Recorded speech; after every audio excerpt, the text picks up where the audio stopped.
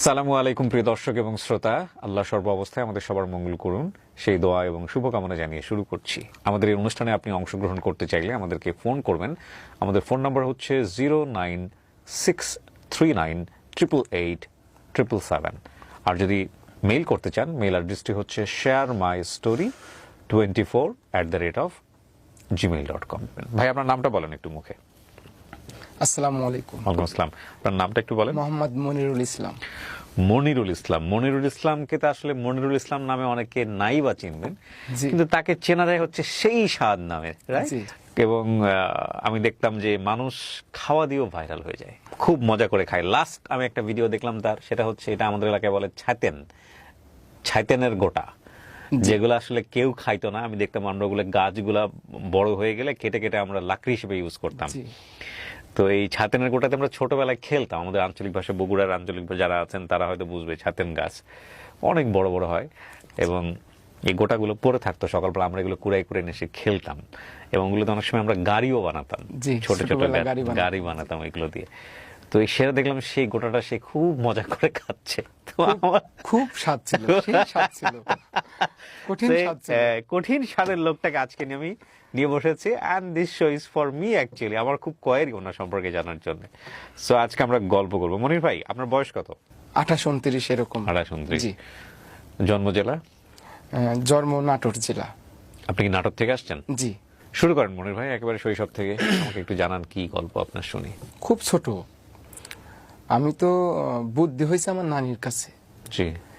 আমার বাবার বাড়ি থেকে একদম পাতাল কোলে করে নিয়ে আসছিল। আপনার মা? না, নানি। আচ্ছা। নানি নিয়ে আসছিল।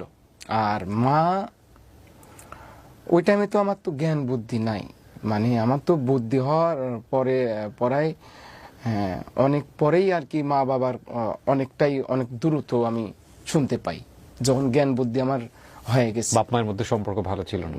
না, ভালো ছিল না। আচ্ছা। নানি হচ্ছে মানুষের বাড়িতে খেতা সেলাই করি, তা বাদে ওই যে আগে তো নর্মাল ডেলিভারিটা বেশি ছিল, আমার নানি এই কাজগুলো, দায়ী যেটাকে বলে। হ্যাঁ, জি। এই কাজগুলো করে যেটা আর কি খুশি মনে যারা দিত, যা ওটা নিয়ে আমি আর নানি আর কি খাইতাম। আপনাদের পরিবারে আপনি আর আপনার নানি ছিলেন? নানি, আমার মামারা হচ্ছে 4টা, হ্যাঁ, আর আমার মা বোন দিয়ে 3টা, মোট 7 জন পরিবারের। একজন বিয়ে শাদী করে এক জায়গায় সেটেল হয়ে গেছে, ওই স্কুলে ভর্তি করে দিল। যখন একটু বড় হয়ে গেলাম, খুব ওই যে মানুষের বাড়ি খেতা সেলাই করেছে, আমাকে নিয়ে যাইতো, ওই খেতার পর শুয়াই থাকি, খেতা সেলাই করে সারা দিন। পরে এখন 1 কেজি চাউল হোক আর আধ কেজি আটা হোক, হাফ কেজি আটা হোক, এগুলা নিয়ে আসি, বাড়িতে আসি, রান্না বান্না করে তারপরে নানি আর আমি একসাথে খাওয়া দাওয়া করে উঠতাম। এরকম করে দিন আর কি পার করতে করতে একটু বড় হয়ে গেলাম। বড় হয়ে যাওয়ার পরে আমার 1 থেকে 2 পর্যন্ত, 2-এ আমাকে ভর্তি ফিস ধরেছে 10 টাকা। ওই টাইমে আপনার ওই যে খেসারি, যেটা যে কালাই বলে, ডাল, ওটাকে তো আগে গরু দিয়ে আর কি মলন দিত, মলন দিশারি, এটা বাতাসে কুলা দিয়া ধরি উড়াতে হইতো। এই উড়ানোর সময় আমি যা নানির কাছে জেস ধরেছি যে, নানি, আমার ক্লাস 2-এ উঠেছি, আমার 10 টাকা পরীক্ষা ফিস লাগবে, তাড়াতাড়ি দাও। এখন তো নানির তো মাথা নষ্ট হয়ে আছে, সারাদিন কাজ কাম, আমি দুপুরবেলা এসে টাকা চাচ্ছি, আর মাস্টারও তো ওই 10 টাকা পরীক্ষা ফিস না দিলে আমাকে ক্লাস 2-এ ভর্তি করে দিবিলে। পরবর্তীতে নানির কাছে সেই রকম জেস ধরেছি, কালার মধ্যে গড়াগড়ি পাতেছি, নানি আমাকে 10 টাকা দিয়ে লাগবে, তাছাড়া আমার ভর্তি হওয়া যাবে না, ভর্তি লিবিলা সারে। পরে দিশা মিশা না পায়, নানি সেই রকম একটা রাগ উঠলি, কঠিন একটা রাগ উঠলি। আমিও এতটা রাগ আমি দেখিনি। নানি এখন কষ্ট পায় এত রাগ, নাকি না সারাদিন পরিশ্রম করেছে, অতটা বুঝি সারিনি। পরে আচ্ছা তাকে আমাকে মারলি ওই খেসারির ভিতরেই, তে আমাকে এত মারা মারলো। এই বাড়ির পাশে আমার নানির বাড়ির মাত্র 10 ধাপ দিলে একটা গৃহস্থ বাড়ি, পরাই ওদের আর কি 350 বিঘা জমি, এরকম একটা গৃহস্থ। আমাদের দেশ গ্রামে যাদের একটু জমি বেশি থাকে তাদের গৃহস্থ বলে। গৃহস্থর মা আমাকে ওই মারা দেখে কোলে পিঠে কইলি চলে আসলাম এই বাড়িতে। তোর নানির কাছে থাকা লাগবিলে, তুই হচ্ছে আমার বাড়িতে থাক, তুই লেখাপড়া তুই আমার বাড়ি থেকেই করবি।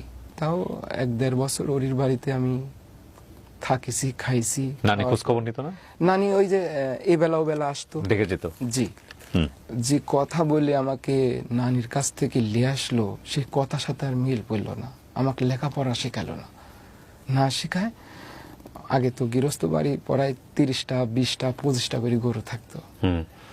এই গরুগুলা আমার সম্পূর্ণ দায়িত্ব, খাওয়ানো দাওয়ানো, মাঠে নিয়ে যাওয়া। এই যে ইরি ধান কাটা পরে যে ইরি ধানের গাছ থেকে যাবার কুশি বাড়ায়, ওই কুশিগুলা গরু খাওয়ানোর জন্য আর কি মাঠে নিয়ে যেতে হইতো।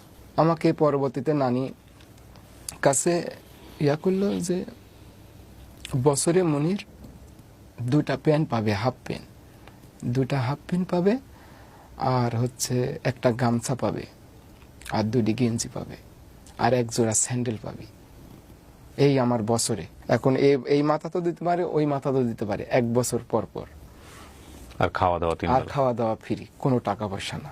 এখন নানিও ভাবি চিন্তে দেখলি যে আসলে তো আমার একটু জুলুমি হয়ে গেছে সাওয়ালিয়া। আর আমার মামারা তো সবাই আর কি, কেউ ভ্যান চলে, মানে যার যার সংসার তাই গোছাতেই মানে পেরাশনি, খুব হিমশিম খায় যায়। তার মানে ওই যে টাকা চাইছিলেন লেখাপড়ার জন্য, ওইটা ওই সময় লেখাপড়া বন্ধ হয়ে গেল। ওই সময় ক্লাস 2-এ ওঠার আগ দিয়েই আমার লাইফে আর লেখাপড়ার হলো না। আবার এই জায়গায় যে আমাকে লেখাপড়া করার যে একটা সুযোগ দিছিল, ওই জন্য আমিও একটু আইছিলাম যে আমাকে লেখাপড়ার পাশাপাশি আমাকে এই বাড়িতেই রাখবে। এই সুযোগে আসার পর যখন আমি একটু ভালো বুদ্ধি হয়ে গেল যে একটা গরু ছুটি যাচ্ছে, যে গরুটা আমার ধরে আনতে হবে, এটা গৃহস্থ বাড়ির গরু, তখন আমাকে কইলো যে লেখাপড়া আর হবে না, তুমি এগুলাই করো। একবার ওই বর্ষা মৌসুমে বছরে আমি একটা গামছা পাই। গামছাটা ওই ছোট মানুষ, সাঁতার তো জানি না, তো ওই গরুর ন্যাজ, মানে সবগুলা গরুকে আমি আগে পাঠাইতাম, আর একটা গরুকে আমি আটকায় রাখতাম। ধরে ধরে আপনি পার হইতেন। ওই যে গরুটা সভ্য, সেই গরুটার ন্যাজ ধরে রাখতাম।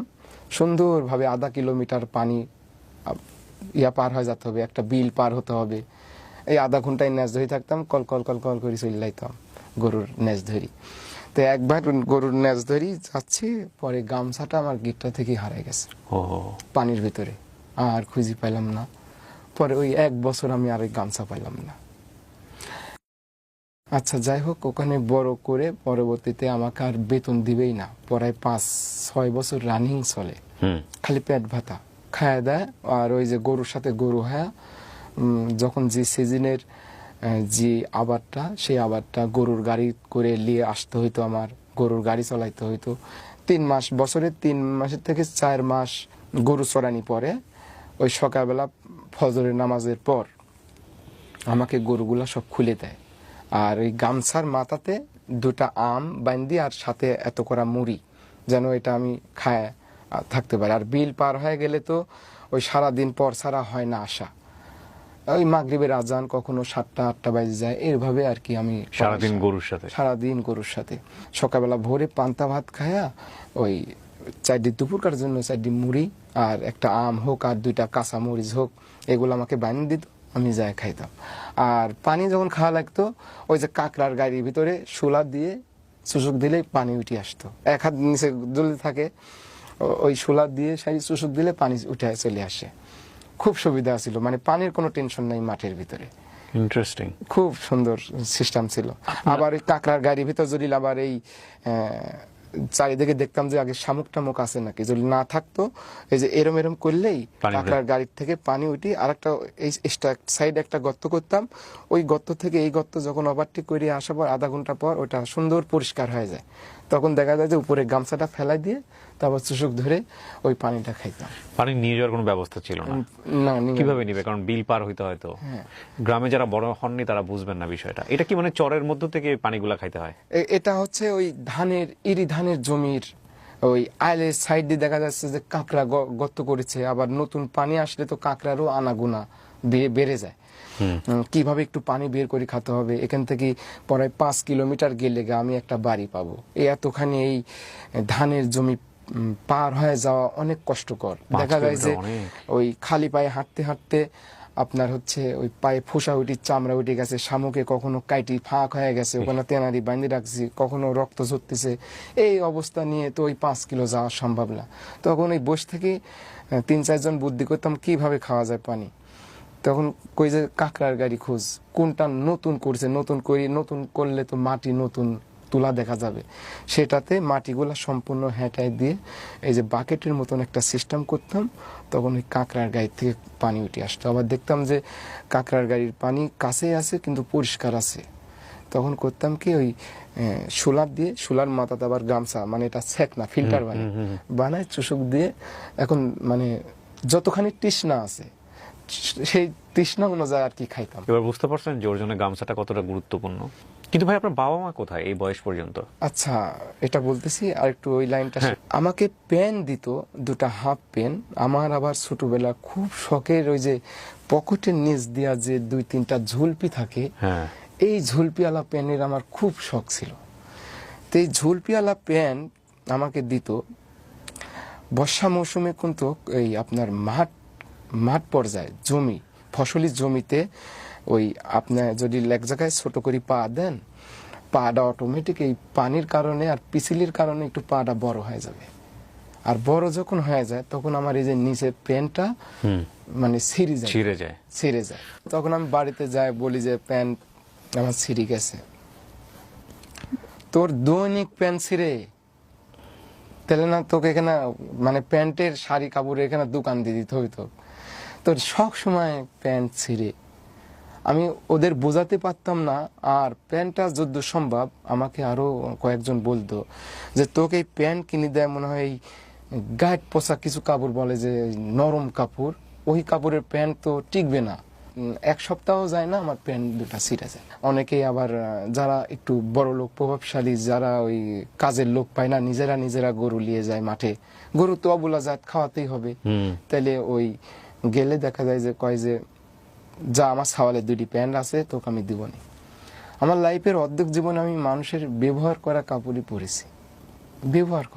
পরেছি, ওখানে তো আমাকে ওই মানে যতদিন রাখবে তাও ওই পেট বাঁধাই থাকবে, মানে 1 টাকাও দিবে না। পরবর্তীতে নানি রেগে গেল যে এত কয় বছর হলে আপনি বাড়ি থাকে, খালি পেটে আর ভাতরে কাপড়টাও ওইভাবে দেন না, তাহলে আমার নাতিটাকে ওইভাবে রাখ বলে আপনার কাছে।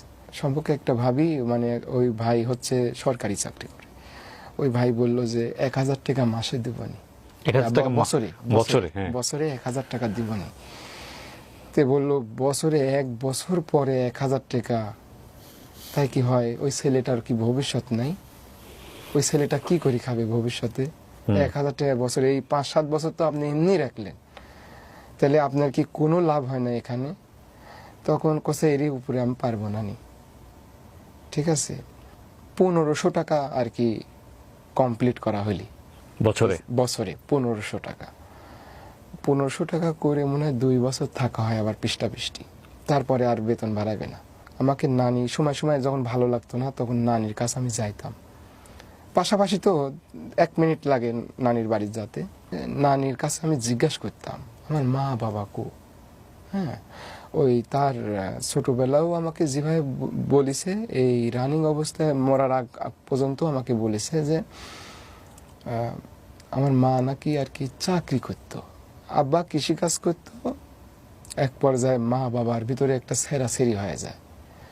যাওয়ার পরে এখন চট্টগ্রাম বাদুরতলা না কি একটা জায়গা ছিল বলে নাকি, বলতে পারবো না, সেই জায়গাতে নাকি মা চাকরি করতে চলে যায়।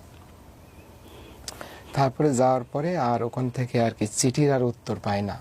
তো সবাই আর কি, আমার নানিরা, পাড়া প্রতিবেশী সবাই আর কি জানতো যে মারা গেছে, সবাই জানতো, আমিও জানতাম। আমিও ওই যে বিভিন্ন জায়গায় আমাকে যখন বলতো মা বাবা আছে নাকি, আমি বলতাম যে মারা গেছে। আমি যা শুনেছি তাই বলেছি। বেলকুচি একটা খালার বাড়ি, আসা যাওয়া করতাম, করতে ওই বাড়িতে আমি যে গৃহস্থ বাড়িতে থাকতাম, থাকা অবস্থায় নানিটা মারা যায়।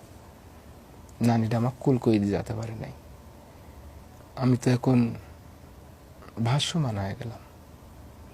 বাপেরও খবর জানেন না? বাপের খবর ওইভাবে জানা নাই। আর বাপের বাড়ি তো আমার যাওয়া নাই, যেহেতু নানি আমাকে লিয়ে আসে, তারপরে বাপের বাড়ি আমার যাওয়া নাই। বাপের বাড়ি হচ্ছে আপনার আমার নানির বাড়ি থেকে 7 কিলোমিটার দূরত্ব। আমি এখন অথই সাগরে পড়ে গেলাম, আমি কি করব? আমি এখন খালি ভাবি যে আমার মাথা পর তো কিছু নাই। আমাকে বেলকুচের খালা নিয়ে আসে, আমাকে একটা চাকরি দিবে ঢাকা শহরে। তাহলে কি করতে হবে, ওরির বাড়ির যে টিলার আছে ওই টিলারটা আমার চলাতে হবে। তো ওই জায়গায় আমি 4 বছর থাকি। আজ চাকরি দিবে, কাল চাকরি দিবে, এই তো ভাই আসতেছে, আসলে আপনার সাথে কথা বলবে। তে 4 বছর পরে ওই যে আমাকে চাকরি দিচ্ছে তার খালাতো বোন জামাই এই ঢাকাতেই থাকে। ওই অ্যাপার্টমেন্ট যে পাইলিং থেকে শুরু করি যে একটা বিল্ডিং তৈরি হয়, সেই বিল্ডিং এর মানে ওই রড আসতেছে, সিমেন্ট আসতেছে, ওগুলা দেখাশোনা এবং খাতাতে একটু এন্টিমেন্ট এগুলা করা লাগে। আর আমাকে চাকরি দিচ্ছে কি, যে ওই যে অ্যাপার্টমেন্টটা যে হচ্ছে ওই অ্যাপার্টমেন্টের ওই কলমে বা ইট গাঁথনি হয়ে গেলে আমার ওই পানি দিতে হবে। তিন বেলা আমার ওই পানি দিতে হবে। তো এই চাকরিটা আর কি আমাকে এই 4 বছর ওরি বাড়ি থাকলাম, ওরি বাড়িও একদম নীল। ওই যে কাজ করে দিতাম বাড়ির ছেলের লাগান, মানে আমার কোনো এখানে বছরে কোনো 1 টাকাও আমাকে দিত না। শুধু পেটে ভাতে? শুধু পেটে ভাতে, কাপড়টাও আমাকে দিত না। আমি কিন্তু পোশাক আশাকে অতটা আমি না, আমি খুবই মানে আমি পুরাতন কাপড় চোপড় বেশি পছন্দ করি। এখন আমি নতুন পোশাক পরি না। আমি যে আমার এই যে বাড়ি আলি হচ্ছে এই দুটা 3 বছর আগেই দেখি, 2 বছর আগেই দেখে দিছিল। তো আমি ওই ঈদ ছাড়া আমি আর পরি না। এটা ঈদের নামাজ পড়তে গেলে এটা পরে যাই, আর না হলে ধুই ইস্তারি করে সুন্দর করি প্যাকেট করি ওই 1 বছর আর মনে থুই দিই। এখন যে আমাকে চাকরি দিল ওর যে খালাতো বোন জামাই যে এই চাকরির যে টেকা লাগবে এটা আমি আর জানি না। আমাকে সেই টাইমে 5,000 টাকা চাচ্ছে, যে এটা হচ্ছে বসদের আর কি, অ্যাপার্টমেন্টের যে ইঞ্জিনিয়ার আছে সেই বসগুলাকে আর কি চা পানি খাওয়াতে হবে, 5,000 টাকা লাগবে। তো এখন আমি তো সারা বছরই তো আমি এত বড় হইলাম, আমি 5,000 টাকা চোখেই দেখিনি, আমি কিভাবে দেব? পরবর্তীতে আমি ওই ভাই কইলাম যে ভাই আপনি আপাতত, তাহলে উনি বলবে না যে আমার ভাই 4-5টা বছর থাকিছে কোনো ব্যাপার না, তাহলে আমি হচ্ছে আপনাকে দিবনি, আপনি চালাইলেন, সেটা না বলি। তাহলে বলতেছে যে মনির তাহলে তুমি হচ্ছে আমি দিয়ে দিচ্ছি, তুমি বেতন পাইলে, আমার বেতনও হচ্ছে 5,000 টাকা, 4,500 টাকা, 500 টাকা আর কি ওর চা খাওয়ার এক্সট্রা করে দিতে হবে। আমাকে জেনুইন দিবে 4,500, আর 500 টাকা ওই মাসে মাসে ওরিকে দিতে হবে। 3 মাস কাজ করার পর ওটা করি সারি আমার টাইফয়েড জ্বর আসে, পরে আবার খালার বাড়ি চলে গেলাম। ওখানে প্রায় আমার 2-2.5 বছর ওখানে থাকা হয়। থাকি সারি ওখানে আমার ড্রাইভিংটা অটোমেটিক শেখা হয়। ড্রাইভিংও পারেন? ড্রাইভিং শেখা হয়ে যায়। আচ্ছা। যে আমাকে ড্রাইভিং শেখালো সেই মামাই আমাকে স্পোর্ট ইনফুটের গাড়ি, প্রায় 3 বছর পরে আমাকে গাড়ি দিল, স্পোর্ট ইনফুটের গার্মেন্টসের গাড়ি। আচ্ছা। হেল্পার বিহীন গাড়ি চালাচ্ছি, একটা বড় গাড়ি, হেল্পার বিহীন গাড়ি চালানো খুব রিস্ক। একটা চাকা যদি লিক হয়ে যায়, একটা চাকা যদি বাস্ট হয়ে যায়, দুজনের সহযোগিতা লাগে, সেখানে একলা হয় না। সেইভাবেই একটা আল্লাহর রহমতে নতুন একটা গাড়ি পেলাম। আমাকে আমার আত্মীয় স্বজন সবাই ভবিষ্যৎ দেখাচ্ছে, তোর প্রচুর পরিমাণে টাকা পয়সা কামাই করতে হবে, পরিশ্রম করতে হবে, তোর ঘর নাই বাড়ি নাই, আমরাই তোরে করে দিব। যখন টাকা দিই, যখন টাকা না দিই তখন কোনো খোঁজ খবর থাকে না। যখন টাকা দিচ্ছি তখন সুন্দরভাবে খাওয়া দাওয়া হয়েছে নাকি। আমি যে এই যে 7-8টা বছর আমি এই যে গাড়ির লাইনে ছিলাম, আমি ইচ্ছা গাড়িতেই করেছি, বাড়িতে যাইনি বা ঘর বাড়ি নাই। এখন ঈদের ভিতরে কার বাড়িতে যাব, কার ছেলে মেলে আসলো, তার ঈদগুলা হয়তো বা নষ্ট হবে। এক পর্যায়ে মা বের হইলো গুলশন সাইডনগর এলাকা থেকে হঠাৎ করে। আসলে আমি জন্মের পরে আমি মায়ের দেখি নাই, চেহারাও মনে নাই। মানে মাও আমাকে ওইভাবে মানে একটা আছে না যে আপন করি হাসি হুসরি লিয়া, বা আমি একটু মা বলে একটু কাছে তার ভিড়বো বা জড়া, ওই জিনিসগুলো আসতেছে না, ওই জিনিসটা আমার আসতেছে না। আমি এক নজর ভাবে আমি তাকায় আছি, যা আমি ভিতর থেকে ভাবতেছি এটা কি আমার মা। আমি একভাবে আমি তাকাই থাকতেছি সেইভাবে যে এটা আমার মা। মামাদের আমি জিজ্ঞাসা করছি এটা কি মা, তোর কি মনে হয়? আমি তো জীবনে দেখি নাই, আমার জন্মের পরে এই ফার্স্ট আমি মাইক দেখতেছি। তে বলছে যে হ্যাঁ এটা তোর মা। তে মার বিয়ে হয়েছিল, একটা বিয়ে হয় ওইদিকে, এখন ছেলে একটা আছে, সেই ছেলে এখন, ওই ছেলের বাপ এখন কি করে অত দূর আমি যাই নাই, আর অত দূর আমি শুনতেও যাই নাই। তবে মা যাই আছে ভালো আছে, মানে ওই ফ্যামিলিতে হয়তো বা যায়। আর আমি যখন মায়ের সাথে দেখা গেল, আমি তখন বাপের কাছেও আমি চলে যাই। ওই বাবারও আর একটা ফ্যামিলি হয়ে গেছে। বাবারও যে আমি যাওয়া পরে যে একটা সন্তান হিসাবে বয়, বা আমি তো বাড়ি ঘর করে দিব, বা তুই এখানে স্নেহ থাক, করা, একটু আদর একটু করা। আদর করা, এই জিনিসটা আমি পাই নাই। আহা। মানে জাস্ট আর কি আমি একবার সবার থেকে একটা বঞ্চিত একটা ছেলে। এখন মা বাবা যে এই যে বের হইলো, তাহলে এখন আমি কেমনে কই যে আমার মা বাবা সবই আছে, কিন্তু আমাকে পুরো দুনিয়া জানতো বাবা মা মারা গেছে। বাবা মা মারা গেছে।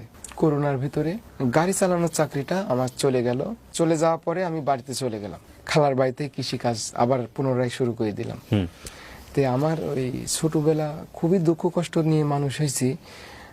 ওই যে নানি আমাকে এটা ওটা আইনি আইনি খাওয়াইতো, ওই টাইমে আমার ওই কাঁচা তরকারি আমি খাইতাম। কি বলেন? সেই রকম ভাবে খাইতাম পেটের ক্ষুধায়, মানে জড়ো সড়ো, মানে আমার পারতেছি না যে আমি মরি যাই, অস্থিরতা ভাত করতো। তখন কি করতাম, ওই নানি এই বাড়ি থেকে সিম, ও বাড়ি থেকে আনাজ, ও বাড়ি থেকে ধুমা, ও বাড়ি থেকে করলা আইনি বাড়িতে রাখতো। রান্নার সময় দিতাম না, আমি লিয়া খাইতাম। আহা। তে এই তিতো যদিও লাগতো, যখন পেটটা ভরে যাইতো তখন অনুভূতি করতাম যে আমার এটা করলি খেলাম তিতো লাগিছে। তার আগে আমার কাছে আর ভিতরে আমার কিছুই লাগে নাই। আপনি কি কথাটা বুঝতে পারছেন? ক্ষুধা কত মারাত্মক হইতে পারে। আমার এই নানি যখন এই আনতে পারতো না, তখন আমি এই গাছের ফল, মানে যেটা আসলে খাওয়ার উপযুক্ত না কিন্তু ফল ধরে আছে, সেটাই আমি খাচ্ছি। আমি খাই, আমার আগে মেইন কথা হচ্ছে আমার পেটের ক্ষুধা আগে মিটাতে হবে। আহা। এটাই হচ্ছে কথা। আমার এই যে কাঁচা, এই যে যেটা গোটা বললেন না, বাটুল, আমাদের গ্রামে আর কি বাটুল বলে, এই বাটুলটা আসলে খুব সুস্বাদু। আমাকে যদি এখন দেয়া যায় 1 কেজি মতো, আমি এখন ওই গাছের কথা এখন মনে পড়তেছে। রোজা ছিলাম সারাদিন। কেউ তো খায় না এগুলা। না, কেউ খায় না গরু ছাগলে খায়। এগুলা, গরু ছাগলও খায় না। গরু ছাগলও খায় না, গরু ছাগল। আপনি খাইতেন এগুলো ছোটবেলায়? আমি ছোটবেলা সেইভাবে, এটা অনেকেই জানতো না, আমি এটা সেইভাবে খাইতাম। খায়া আমি একদম একবারে সর্দি হয়ে গেলাম। সর্দি বলতে? সর্দি বলতে যে আমার কাছে একদম ইজি হয়ে গেল।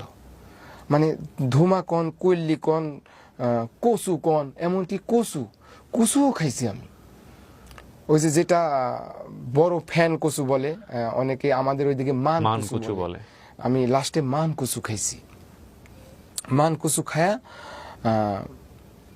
মান কচুটা খায় এই শাকসবজির ভিতরে আমার এই খাদ্য নালীটা আর কি পরে 15 দিন আমি ভাত খাইতে পারি না। আহা।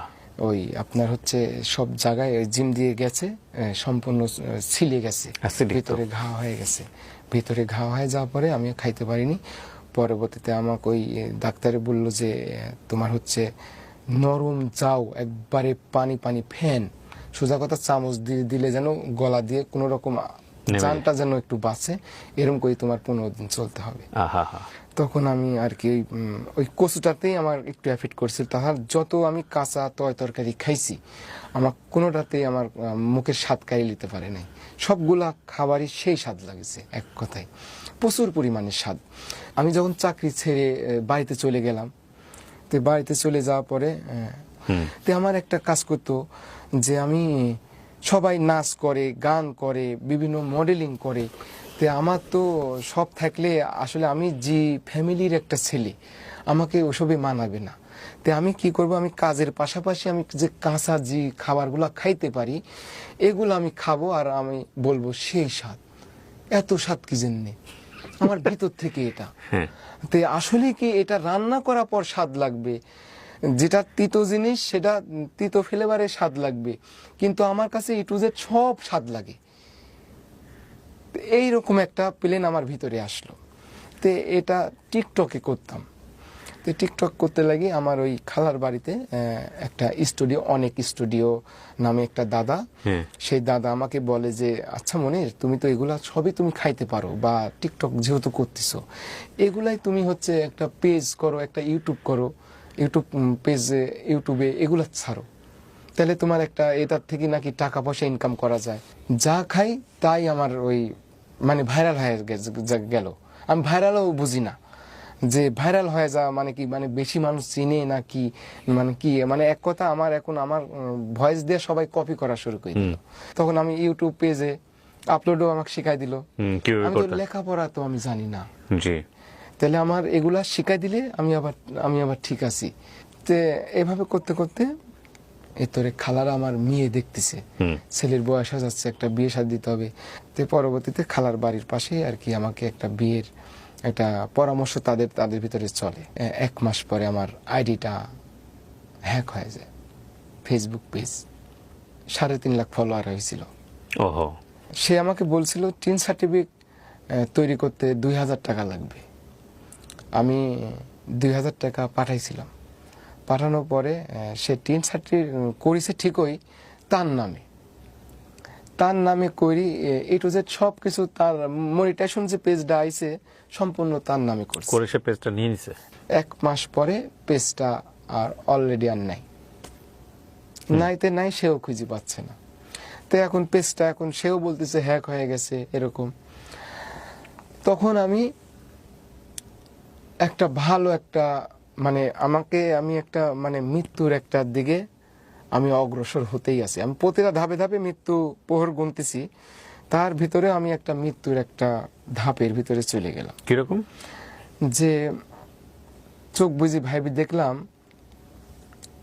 ছোটবেলা থেকে বাপ মার আদর স্নেহ থেকে বঞ্চিত, নানি মানুষ করলো, কচু ঘেঁচু খায়, কাঁচা শাকসবজি খায়া যেমনি হোক মানুষের বাড়িতে থাকি, গরু বাছুর চলায় এই পর্যন্ত আইছি। এই পর্যন্ত আসার পরে যখন একটু আমি অনলাইন জগৎ নিয়ে সব জায়গায় তো আমার হয়ে গেল পরিচিত, তে এখন একটু অনলাইন জগতে আসি সারি আমার আইডিটা হ্যাক হয়ে গেল। এখন আমি মৃত্যুর প্রহর গুনতেছি। মানে আপনার মনে হচ্ছে যে বেঁচে থাকার অর্থটা কি? আমার আর বেঁচে থাকার আর ইচ্ছাটা শেষ। আমি যে ডাল ধরতেছি সেই ডালই ভেঙে যাচ্ছে। চাকরি হারালাম, সবকিছু হারালাম, মানে আমি আসলে মানুষটা আমি একাই হয়ে গেলাম। এরই ভিতরে আমার কোনো ভবিষ্যৎ নাই, কোনো ক্যাশ নাই। এক পর্যায়ে আমি গলার দড়ি দিয়ে দিলাম। আসলেই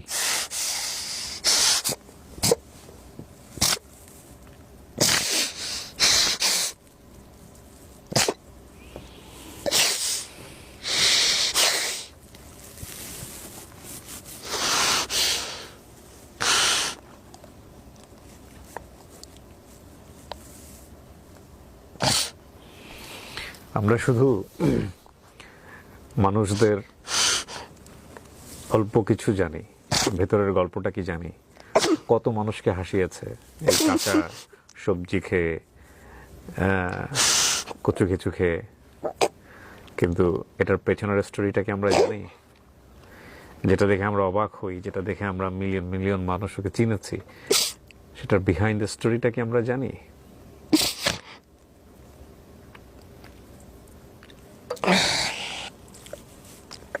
গলায় দড়ি দেওয়ার পরে পানি সবাই টের পেয়ে গেছিল, আমি গলা মানে দড়িটা ছিঁড়ে গেছিল। ছিঁড়ে যায়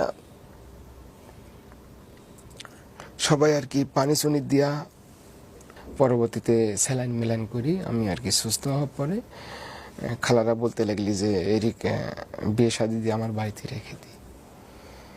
তে এরই মধ্যে আমার আইডিটা চলে গেল, এরই মধ্যে ইউটিউবটা ফাইন আগাতে লাগছিল। তে আমি তো 4-5 মাস হলে আর ভিডিও আপলোড করি না, ইউটিউবটা ড্যামেজ হয়ে যায়। এক পর্যায়ে ড্যামেজ হওয়ার পরে এর ভিতরে আমাকে ইউটিউব থেকে একটা প্লে বাটন আমার চাচুর মাধ্যম দিয়ে আমাকে নিয়ে আসি দিছে, আমার মোবাইল নাম্বার দিয়ে। পরবর্তীতে আমাকে আর কি খালা বাড়ির পাশে বিয়ে করা দেয়। বিয়ে করার পরে একটা পুরুষ মানুষের আর একটা লাইফ চলে গেল। অবিবাহিতদের বোঝানো যাবে না। মায়ের বোন খালা আসলে মায়ের মতন হয় না, যদিও মায়ের আদর চেয়েও পাই নাই। অনেকেরই মা বাবা যখন ছেলে সন্তানের আদর করে, আমি তো দেখি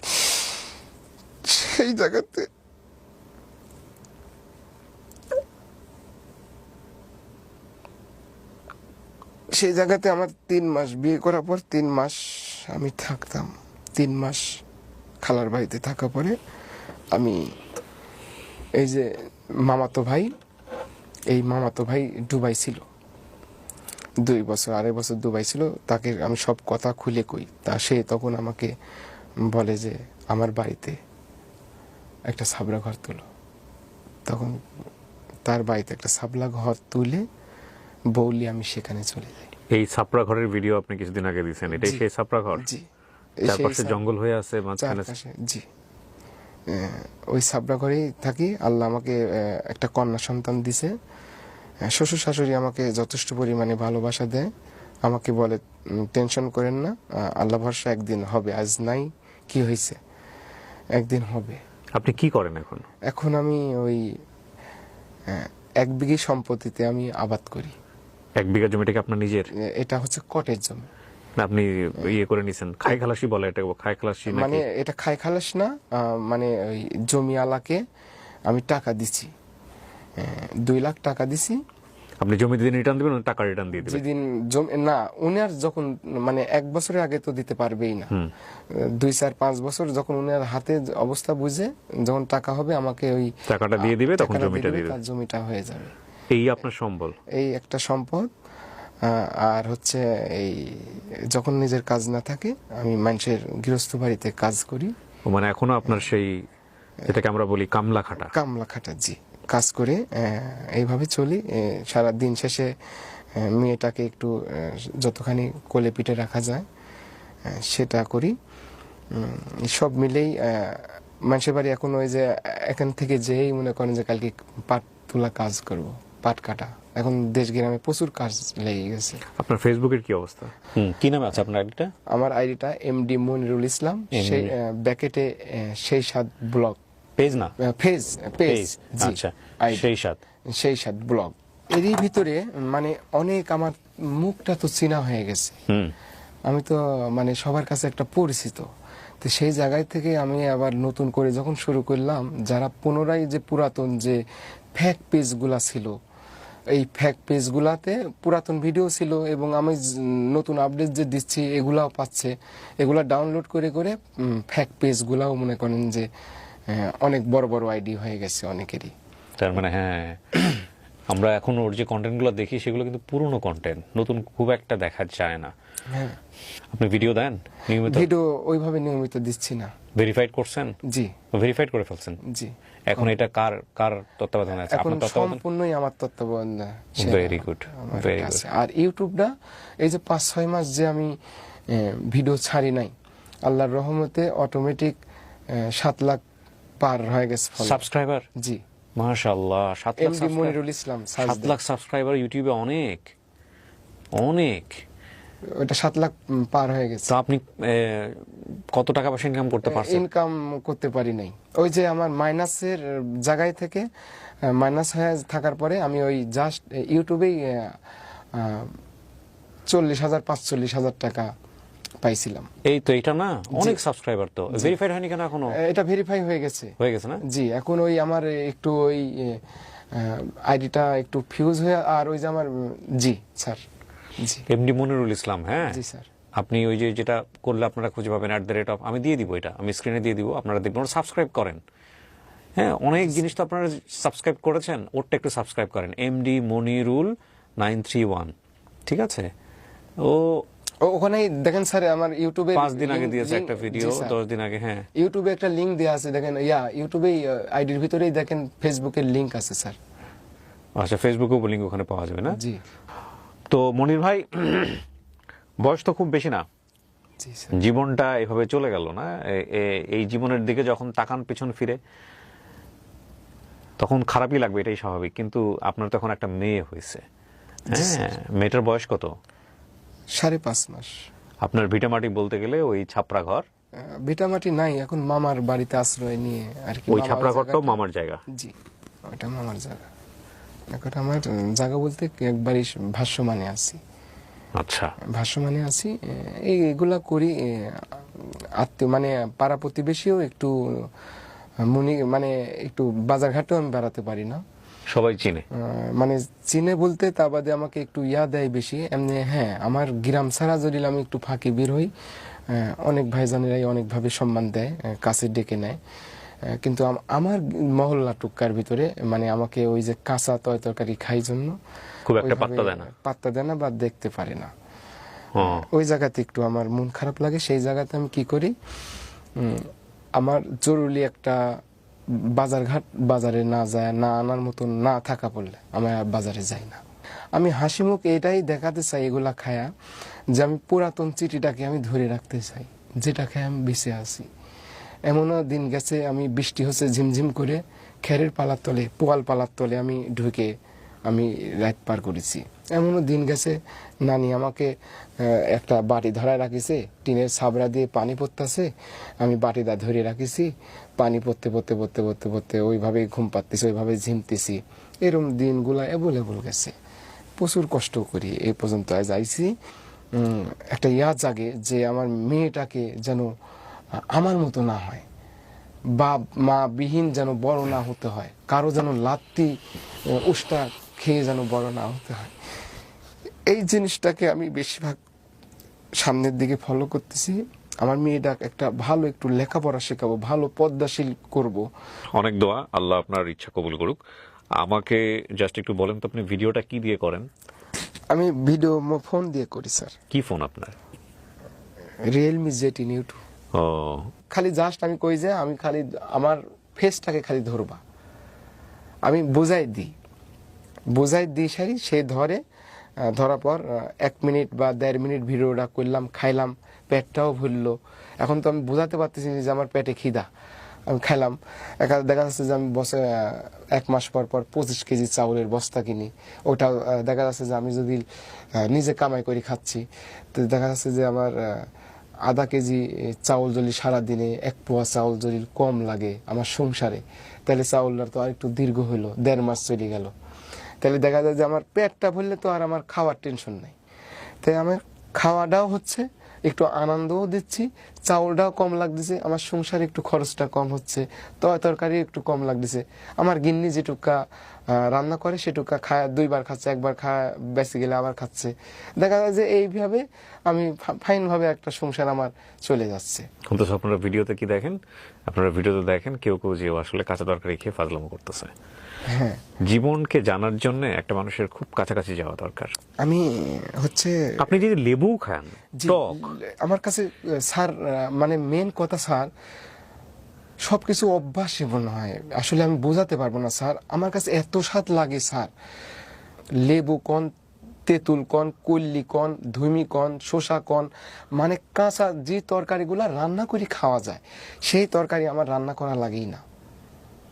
কিছু কিছু সময় দেখা যাচ্ছে যে আমি যে কৃষি কাজ করতেছি সেই ফলটা আমি করি নাই, আর এক কৃষক করেছে, সে আমাকে ডাক দেয় যে মনির, আমাকে প্রায় 20 জন ডাকি রাখছে। কেউ বলছে যে আমি সৌদি আরব থেকে খেজুর গাছ আনিছি, খেজুর ধরেছে, পাইকলেই ডাক দেব। কেউ বলছে যে শাকরোল, কাঁঠালের মতো ছোট ছোট, ওই ফলটা রান্না করে খাওয়া যায়, এটার জন্য আমাকে গেল হাটে ডাক দিছে যে আমার জমিতে আসো। অনেকেই তে আমার এখানে একটাই ইয়া থাকে, আমি তো বলতে পারি না যে আমি পেটের খিদেটা এখনো নিবারণ করি বা আমার বাড়িতে চাউলটা কম লাগে, এটা তো আমি ওপেন করতে পারি না। দেখা যায় যে এটা তো আমার খাওয়া কমপ্লিট হয়ে গেছে, আমি খাইতে পারি, আমার পেটটাও ভরে গেল, বাড়িতে চাউলের অংশটা কম লাগলো, আমি 25 কেজি বস্তার চাউল কিনি। দেখা যাচ্ছে 2 মাস পরে আমার 1 বস্তা 25 কেজি চাউলের বস্তা একটা কিনলে আমার আর 2 মাস কোনো টেনশন নাই। আমি হাবিজাবি খায় আমার পেটটা ভরে গেলে আমার শান্তি, ঠান্ডা। মনির ভাই, আমার আজকে আপনি এখানে আসবেন সেজন্য আমি অফিসের একজন কলিগকে দিয়ে এইগুলো আপনার সাথে কথাও বলেছে, বাজার করে নিয়ে এসে রাখছিলাম যে কাঁচা জিনিসগুলো আমি আপনাকে দিয়ে টেস্ট করাবো। কিন্তু আজকের অনুষ্ঠানে আপনি আমাকে এমন একটা মুডে নিয়ে গেছেন, আমার না আসলে আর এটার ইচ্ছা নাই। না স্যার, ব্যাপার না, আপনি দেন, আমি খেয়ে দেবো, আমার কাছে কেন ইচ্ছা নাই আমি আপনাকে বলি।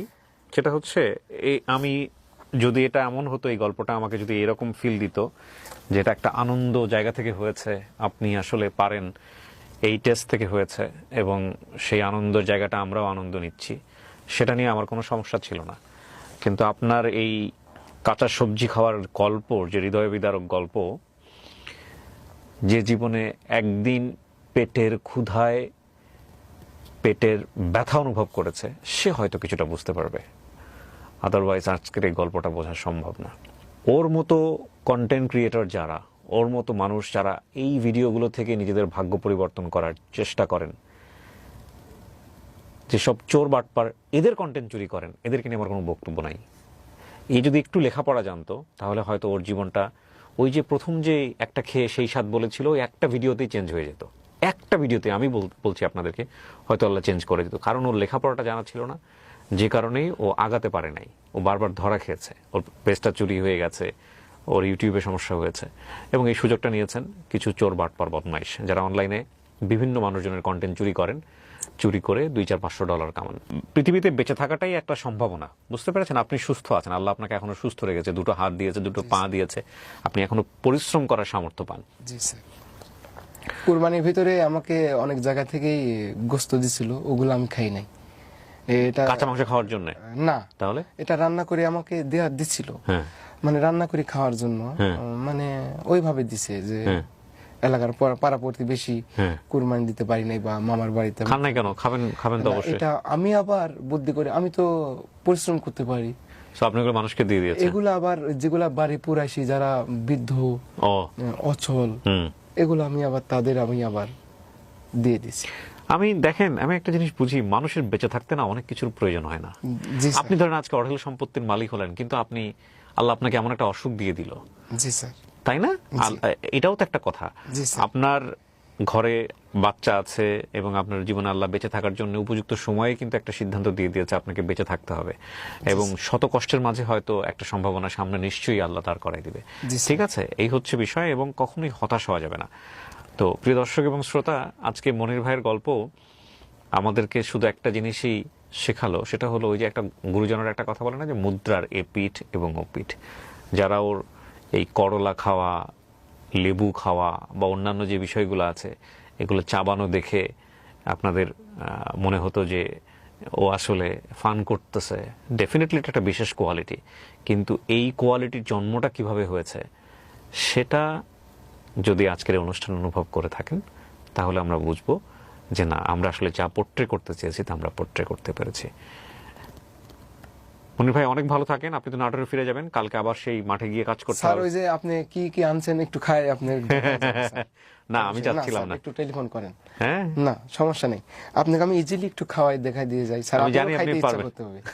না, আমার খাইতে ইচ্ছা হবে না স্যার, আপনি দেখেন আমার খাওয়া। আপনি খুশি মনে দেখাতে চাইলে আমি নিয়ে আসতে পারি, বাট আমার আসলে এমন গল্প, ওই যে জি, এটা হচ্ছে করলা। স্যার আমার খাওয়া আজকে দেখবে। এটি হচ্ছে কল্লি, গ্রামে বলে, শহরে করলা। হ্যাঁ, কল্লি, তিতো, অনেকে উস্তেও বলে। উস্তাও বলে। এটা লেবু, কত লেবু, কয়দিন আগে লেবু খেলাম, কোনো ব্যাপার না আমার কাছে। মরিচ, এটা হচ্ছে কুড়ি কচু। কুড়ি কচু, না স্যার, এটা আমার খুব পছন্দের একটা সবজি। আমি কালকে রাতে কুড়ি কচি ভর্তা দিয়েই আর কি আমি সেই কুড়ি কচু ভর্তা টর্তা এগুলো খুব ভালো লাগে আমার কাছে। কুড়ি কচু খুব পছন্দের, খুব ভালো লাগে। স্যার, শুরু করি তাহলে? জি বিসমিল্লাহ। জি স্যার, বিসমিল্লাহ, বিসমিল্লাহ।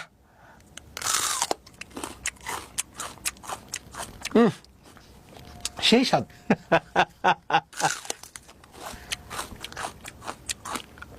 কি সুন্দর স্বাদ লাগছে, এত স্বাদ কে?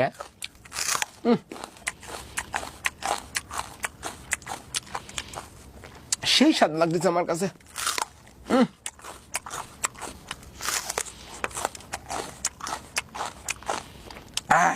কি সুন্দর স্বাদ লাগতেছে আমার কাছে, এত স্বাদ লাগতেছে কে দাদা?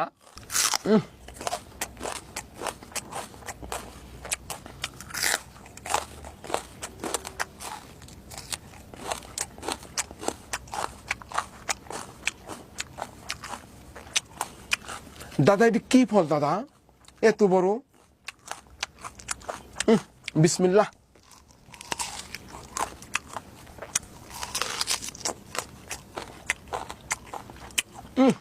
সেই স্বাদ, কি স্বাদ লাগতেছে আমার কাছে, এত স্বাদ লাগতেছে কে দাদা এই ফল?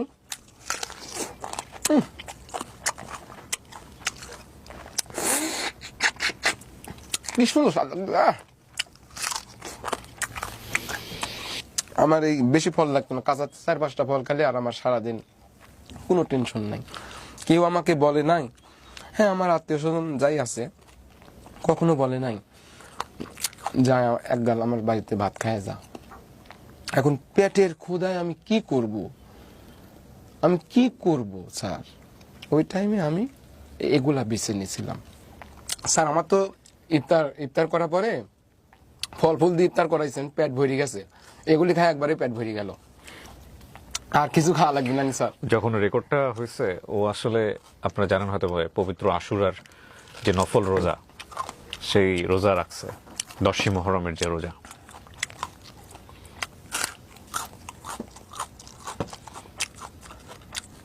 আপনার ভাতের সাথে থেকে এসব খাবার আমার খুব পছন্দ। আপনার সাথে আজকের এই ভিডিও দেখে যদি কেউ যোগাযোগ করতে চায়, আপনার যোগাযোগ করার কোনো পদ্ধতি আছে আপনার সঙ্গে? দেশ থেকে, দেশের বাইরে থেকে যদি কেউ কথা বলতে চায়? জি স্যার। এটা আপনার কোনো আপত্তি নাই আপনার ফোন নাম্বার দিয়ে দিলে? না স্যার। আমি ওর ফোন নাম্বারটা দিয়ে দিচ্ছি, যদি কেউ ওর সঙ্গে সরাসরি কথা বলতে চান, হ্যাঁ কথা বলতে পারেন। শুধু কথা বলার জন্যই, ও কিন্তু আমার এখানে অনুষ্ঠানে সাহায্য চাওয়ার জন্য আসে নাই। আমি একদম একটা কথা আপনাদেরকে বলি, এবং কোনো পরিকল্পনাও ছিল না। আমার কাছে মনে হলো অনেকে হয়তো যোগাযোগ করতে চাইতে পারেন, আমি ওর নাম্বারটা আপনাদেরকে দিয়ে দিচ্ছি ভিডিওর কোনাতে, আপনারা দেখে নেবেন। আপনি নাম্বারটা একটু বলেন, মুখে বলেন যে নাম্বারটাতে ফোন দিলে আপনাকে পাওয়া যাবে। এখানে কিন্তু অনেক ভালো মানুষ আছে, অনেক খারাপ মানুষ আছে, ফোন করে বিরক্ত করতে পারে। জি স্যার। হ্যাঁ, একটু সতর্ক থাকতে হবে, ঠিক আছে? জি স্যার। নাম্বারটা একটু বলেন। 0101811900914। এই নাম্বারে আপনাকে ফোন দিলে পাওয়া যাবে। জি স্যার। ওকে, এটা আমার মেন হচ্ছে ঘর বাড়ি নাই তো ওইভাবে আমি ঠিকানা মিকানা স্যার আসলে দিই না। তা বাদে স্যার আপনি বললেন আমি দিলাম। আর ওই মা বোন সবারই ঘর বাড়িতে আছে অনেকখানি, আর সারাদিন কাজ কাম করে খেতে হয়, পরিশ্রম করতে হয়, সেই জায়গাতে অনেকেই আমার ঠিকানাটা ওইভাবে জানে না। আপনি বলি দেন, কোনো ব্যাপার না স্যার। না, আমি ঠিকানা বললাম না, আমি নাম্বারটা বলে দিলাম। যদি কোনো প্রবাসী ভাই ব্রাদার বা অনেকেই থাকে হয়তো আপনার সঙ্গে যোগাযোগ করতে, আমাকে প্রচুর মেইল করে, আমি গেস্টদের পরে আমি আসলে ওইভাবে মেইলের রিপ্লাইও দেওয়ার সুযোগ থাকে না আমার। তো এই নাম্বারটা ওর নাম্বার, আপনারা যদি কেউ ওর সাথে কথা বলতে চান। বাট আপনাদের প্রতি আমার একটা বিনীত রিকোয়েস্ট আজকের এই এপিসোডটা দেখার পরে, সেটা হচ্ছে প্লিজ যারা অসৎ উদ্দেশ্যে ওর সাথে যোগাযোগ করবেন বা করার চেষ্টা করবে, তাদেরকে বলবো যে দুনিয়াতে মানুষ হিসেবে আসছেন আপনারা, ঠিক আছে? ওর কিন্তু অনেক বড় একটা ক্ষতি হয়ে গেছে, বিশেষ করে একটা সম্ভাবনা তৈরি হওয়ার পরে সেখানে থেকে ওটা হারা গেলেও সুইসাইড করার মতো মানুষ পরিকল্পনা কখন চলে যায়।